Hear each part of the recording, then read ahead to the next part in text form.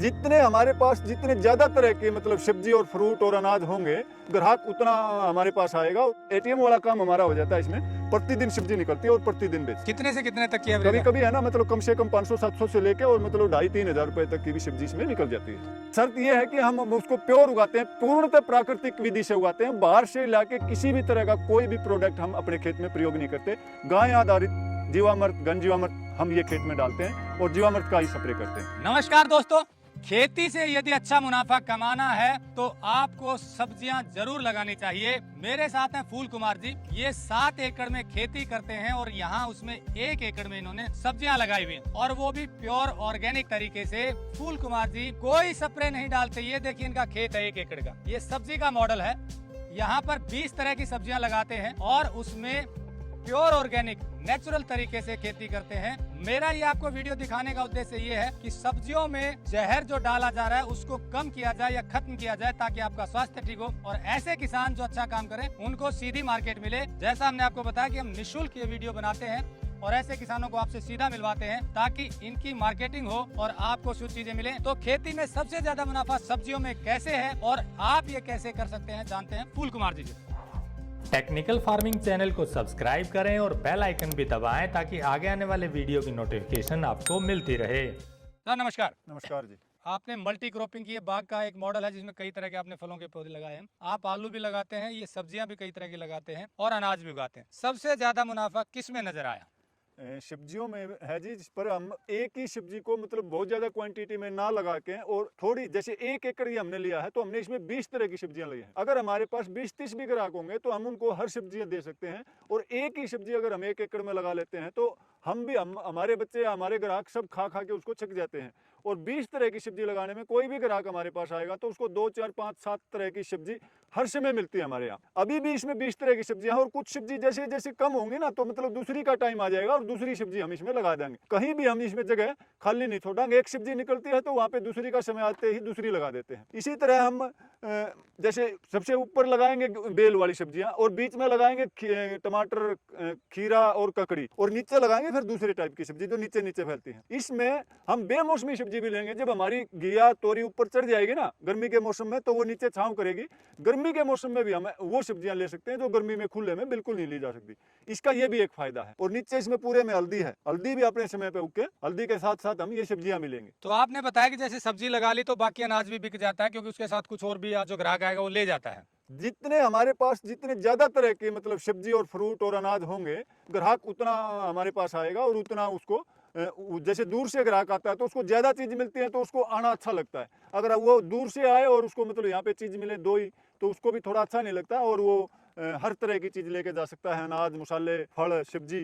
फल तो हमारे भी ज्यादा शुरू नहीं हुए हैं पर सब्जी हमारे पास हमेशा 5-7-10 तरह की सब्जी हमेशा रहती है। तो अभी कौन कौन सी सब्जी लगी है? अभी हमारे पास गोभी है, हरी प्याज है, टमाटर है और मटर है, लहसुन है, बैंगन है, पालक है, धनिया है, बहुत सारी सब्जी। आलू अभी हमने निकालना शुरू किया, आलू भी है और कुछ अब हमने नहीं लगा दी है। तो एक साइकिल बना लिया है कि भाई हर समय जो जो जरूरत की चीजें वो लगाते रहते हैं। हाँ, जैसे ही एक सब्जी का सीजन जाता है या मतलब वो जगह खाली होती है तो उस समय जिस एक बेमौसमी चीज हम कुछ नहीं लगाते ना, हम उसका प्रयास करते, क्योंकि प्राकृतिक खेती में प्रकृति के साथ मिलके हम चलाएंगे। भाव के चक्कर में हमेशा नहीं करते कि उसको मतलब बहुत ज्यादा पहले या बहुत ज्यादा बाद में लेवा। उसका जब सही समय आवा है उसी समय लगाते हैं ना। उसमें कोई विशेष फिर खाद की जरूरत रहती है और ना कोई विशेष कीट आते हैं। समय के अनुसार हम चलाएंगे तो वो पैदावार भी अपनी अच्छी देवा है और अच्छी हो जाती है। तो एक बात बताइए कि सब्जियों की जब आप बता रहे थे कि सबसे ज्यादा मुनाफा सब्जियों में है, वो कैसे है, दर्शकों को बताइए।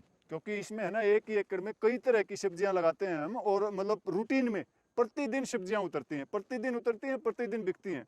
और कई बार तो मैंने जैसे आपको बताया कुलदीप जी, एक आध सब्जी इतनी ज़्यादा उतर जाती है कि वो हमारे को मंडी में भी डालनी पड़ती है, तो भी हमारे को फ़ायदा है, नुकसान नहीं है। हमने इसमें ज़्यादा से ज़्यादा तरह की सब्जियां लगा के और प्रतिदिन जैसे एटीएम वाला काम हमारा हो जाता है। इसमें प्रतिदिन सब्जी निकलती है और प्रतिदिन बेचते हैं। कितने से कितने तक की कभी एवरेज? कभी है ना, मतलब कम से कम 500-700 से लेके और मतलब 2,500-3,000 रुपए तक की भी सब्जी इसमें निकल जाती है। मतलब रूटीन में ये है कि सब्जियां साइकिल में लगाएं। हाँ। और पूरे साल लगेंगी तो पूरे साल आमदनी। सब्जियां इसमें पूरे साल चालू रहनी चाहिए। किसी भी समय मतलब एक सब्जी खत्म हो तो उससे पहले दूसरी सब्जी आप वहाँ पे लगा दें। सब्जी उसमें मतलब खत्म नहीं होनी चाहिए, रूटीन में चलनी चाहिए। एक चीज़ और बताऊं, मतलब जो हमारे से सब्जियां लेने आते हैं वो हमारे से फल भी, अनाज भी, मसाले भी, क्योंकि हम बाग में हल्दी वगैरह भी लगाते हैं और मतलब हर तरह की चीज़ हम लगाने की कोशिश करते हैं।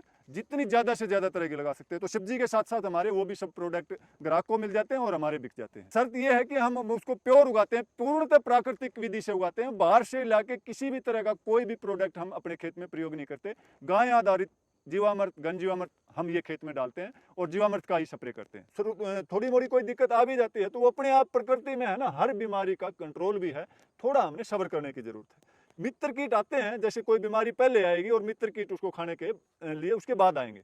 हम आते ही अगर उस पर अटैक करें, ये सोचा मतलब ये आ गया हमारी बर्बाद कर दिया, वो हमारी फसल को बर्बाद नहीं कर सकता।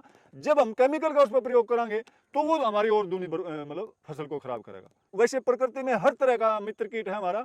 कोई भी एक दुश्मन कीट होगा तो उसको खाने के लिए दूसरा मित्र कीट अपने आप आ जाएगा, अपने आप आपकी फसल को चौपट नहीं होने देगा बिल्कुल भी। ये मैं एक बार दिखा दूं दर्शकों को कि ये ऑर्गेनिक करते हैं। इसका उदाहरण देखिए आप, कैमरा थोड़ा नीचे करके, ये देखिए इन्होंने जमीन में जो क्रॉप के बची हुई फसल अवशेष है इसी में मिला देते हैं। इससे जमीन का ऑर्गेनिक कार्बन बढ़ता है। और ये देखिए बेड पर जो सब्जियां ले रहे हैं आप, ये देखिए यहाँ पर भी इनकी मिट्टी देखिए, इसमें क्रॉप के जो वेस्ट है वो मिलाते हैं और गोबर की खाद गली सड़ी मिलाने से जमीन का ऑर्गेनिक कार्बन बढ़ता है। नेचुरल तरीके से करने से जमीन की उपजाऊ ताकत बढ़ती है और जैसा बताया इकोलॉजिकल सिस्टम बैलेंस होता है। तो मित्र कीट शत्रु कीटों को अपने आप बैलेंस कर देते हैं। अब आपको ये बता दें कि ऑर्गेनिक खेती कठिन है, मेहनत करनी पड़ती है। इसका उदाहरण देखिए, आज तारीख है 17 मार्च, होली का दिन है, शाम के 5 बज चुके हैं। लगभग लोग होली का आनंद ले रहे होंगे, लेकिन ये देखिए फूल कुमार और इनकी धर्मपत्नी पीछे आप देख रहे हैं खेत में हैं। और हो सकता है कल भी जब फाग है धुलंडी उस दिन भी ये खेत में ही रहेंगे, क्योंकि खेती को लगातार मॉनिटरिंग की जरूरत है।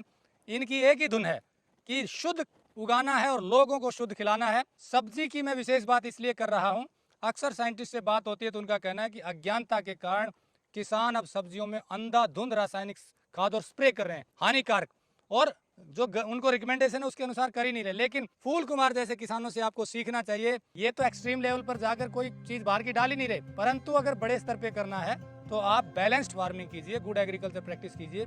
जो साइंटिस्ट कहते हैं वही खाद डालें, उतनी स्प्रे करें और उतने टाइम के अंतराल के बाद करें। उससे क्या होगा, आपका खर्चा घटेगा और जो जहर हमें खाना पड़ रहा है वो नहीं खाना पड़ेगा। अगर उससे भी आगे बढ़ना चाहते हैं तो फूल कुमार जैसे किसान आपके लिए उदाहरण है, जो किसी भी तरह का रासायनिक खाद और केमिकल नहीं डालते। अब काम की बात करते हैं जो आपके लिए है। आप जब भी दिल्ली से हिसार जाएं, महम के बाद हाईवे से 1 किलोमीटर अंदर इनका खेत है, बोर्ड आपको नजर आएगा। और फूल कुमार का वैसे भी आप किसी से पूछेंगे, नंबर हमने दिया हुआ, फोन करके आइए। सब्जी अनाज फल यहाँ से लेकर जाइए। एक बार ले गए तो आपको लगेगा कि हमें ऐसे ही किसानों से खरीदना चाहिए। आसपास अगर आप रहते हैं तो जरूर आइए, इससे आपको शुद्ध चीजें मिलेंगी और इनका हौसला बढ़ेगा और इस मुहिम को आगे बढ़ाने में मदद मिलेगी। टेक्निकल फार्मिंग से जुड़े रहिए। ऐसे ही किसानों से मिलने के लिए नमस्कार, जय हिंद। अगर आपको यह वीडियो पसंद आया है तो ज्यादा से ज्यादा लाइक और शेयर जरूर करें। साथ ही चैनल को सब्सक्राइब करना ना भूलें।